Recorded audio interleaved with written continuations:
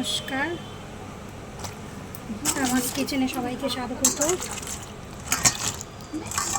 আশা করি সবাই ভালো আছেন।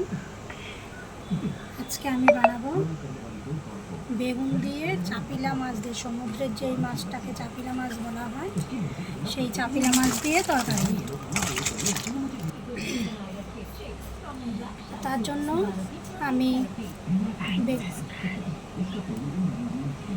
এই যে বেগুনগুলো কেটে নিয়েছি এইভাবে। আর বেগুন কেটে সবসময় জলে ফেলতে হয়। আর এর মধ্যে আমি একটা আলু দেবো।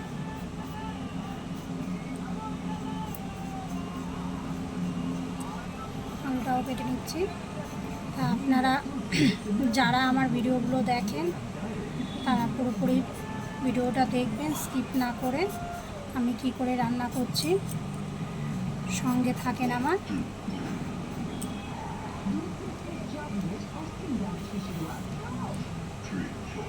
যারা ইউটিউব থেকে দেখছেন তারা আমার চ্যানেলটাকে সাবস্ক্রাইব করে দেবেন আর শেয়ার করবেন। আর যারা ফেসবুক থেকে দেখছেন তারা লাইক কমেন্ট করবেন এবং ফলো করবেন।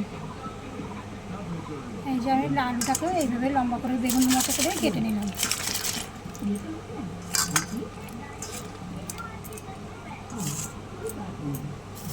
এখানে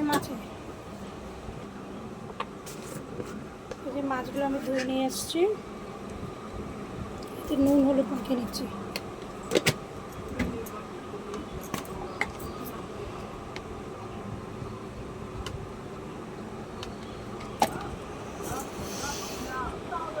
এখানে বেগুনের মধ্যেও আমি নুন হলুদ মাখিয়ে নিচ্ছি আগে। আমি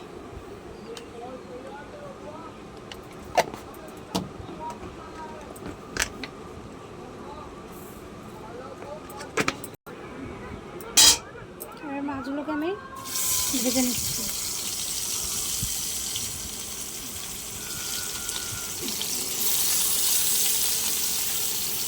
এবার সবগুলো মাছ আমি ভেজে নেব। আমার মাছ ভাজা হয়ে গেছে, মাছ ভাজাটা নামিয়ে নিচ্ছি। কড়াইতে তেল দিয়ে দিচ্ছি। আমি তেলটা একটু বেশি করে দিলাম। তেলটা গরম মতো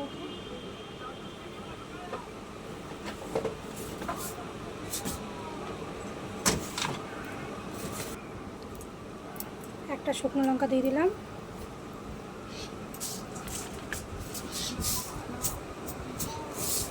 মেথি ফোড়নে দিলাম।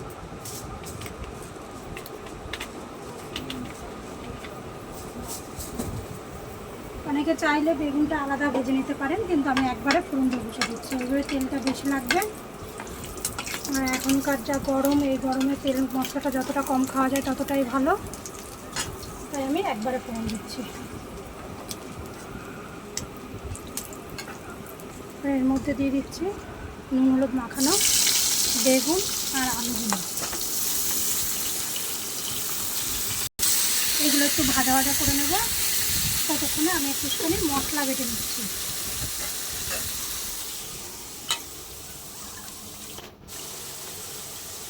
কাঁচা লঙ্কা,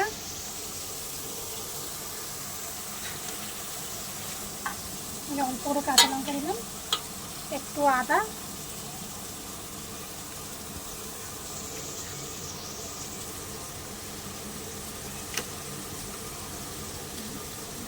আর দেবো একটু রাঁধুনি মশলা।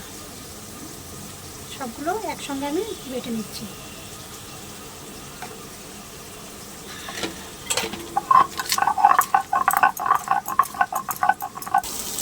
আমার বেগুনটা প্রায় ভাজা ভাজা হয়ে গেছে। এবার এর মধ্যে আমি দিয়ে দেবো অল্প করে 1 চামচ মতো ধনে গুঁড়ো দিলাম, অল্প একটুখানি জিরার গুঁড়ো দিলাম,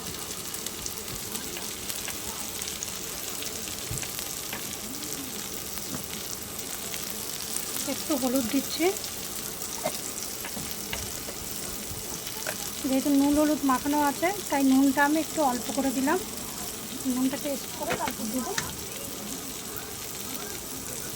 দিয়ে দিচ্ছি আদা, কাঁচা লঙ্কা, রাঁধুনি মশলা।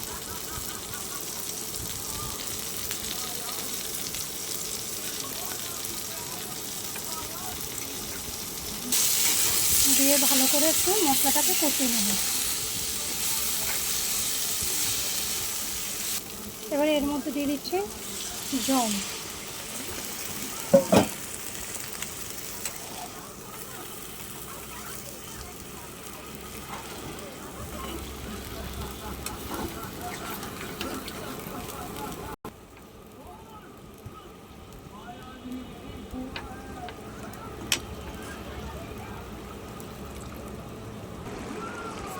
এবার এর মধ্যে আমি দিয়ে দিচ্ছি ভেজে রাখা মাছগুলো।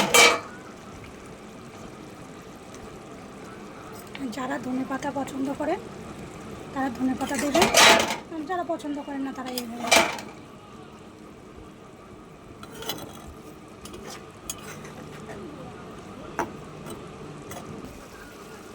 এবার তরকারিটা হয়ে গেছে, আমি এবার তরকারিটা নামিয়ে নেব।